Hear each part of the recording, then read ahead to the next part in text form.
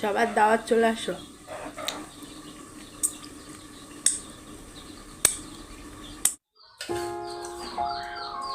আজকে মাংস রান্না হবে বুঝছো, গরু মাংস রান্না করব আজকে।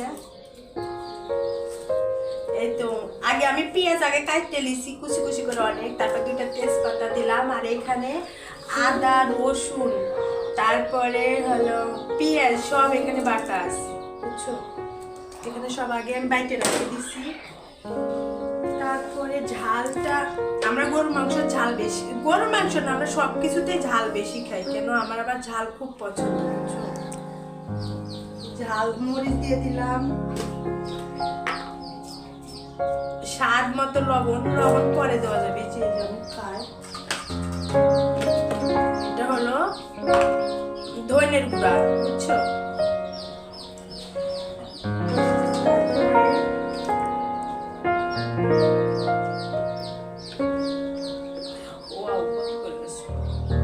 এটা হলো হলুদের গুঁড়া, আমার জিরে বাটা ছিল, তারপরে আবার জিরে আর একটু বেশি দিয়েছি, একটু কম। এটা হলো জিরে গুঁড়া, এই যে। এই যে গরম মশলা দিয়ে দিলাম, এই গরম মশলা না দিলে গরুর মশলার মধ্যে গন্ধটা আসে না, আমার কি শক্ত। দুটো সাদা ফল দিয়ে দিচ্ছি রে,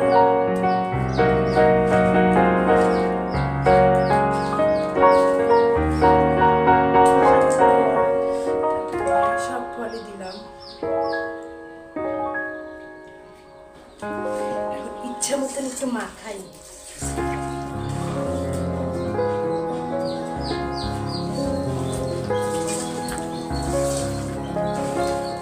আজকে আমি গরুর মাংস মাখা রান্না করবো বুঝছো। গরুর মাংস মাখা রান্না করলে স্বাদ লাগে। গরুর মাংস এই যে মানুষ হলো মানে তেলের উপরে দেয় না, তেলের উপরে দেওয়া তো বেশি মজা লাগে না। গরুর মাংস যে এত মাখা রান্না করবে, দরজার সাথে সাউন্ডটা শিখছে। গরুর মাংস মাখা রান্না করলে বেশি স্বাদ লাগে। এটা আমি এখন অল্প হিটে দিয়ে বসা ফেলে দেবো বুঝছো, মানে অল্প হিটে দিয়ে রাখবো, ধীরে ধীরে ধীরে ধীরে বসানো হবে রান্না। গরুর মাংস মানে মাখায় বেশি স্বাদ। গরুর মাংস যে অনেক মাংস আছে না যে হলো তেলের দেয়, ওই তেলের দিলে অত বেশি মজা লাগে না। যেটা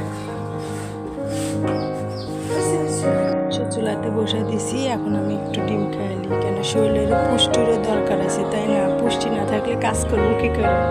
বিসমিল্লাহ।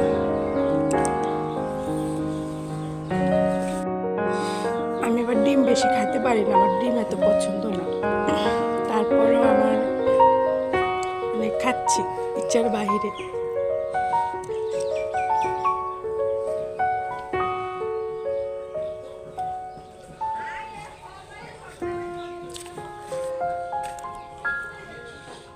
ডিম ভালো লাগে না খাইতাম। দেখি আমি মাংসটা কষাতে দিছি, অনেক টাইম লাগবে কষতে, 1-1 ঘন্টা লাগবে, তার মানে মাংসটা অনেক সুন্দরভাবে সিদ্ধ হবে।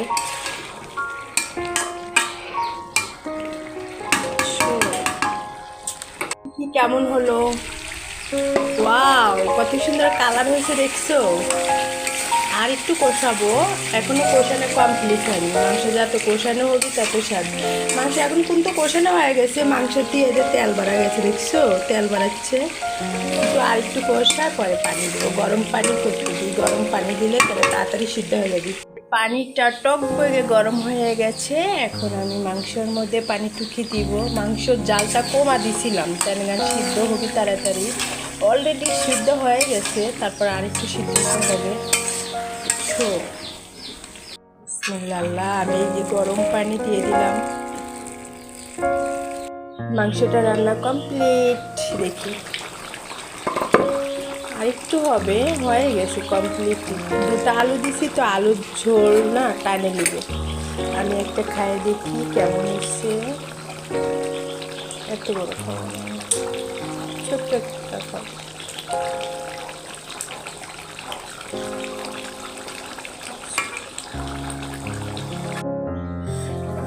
অনেক গরম, অনেক সুন্দরভাবে সিদ্ধ হয়েছে। বিসমিল্লাহ।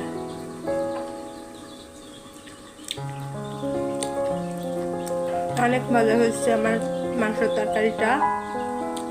সবার দাওয়াত চলে আসো।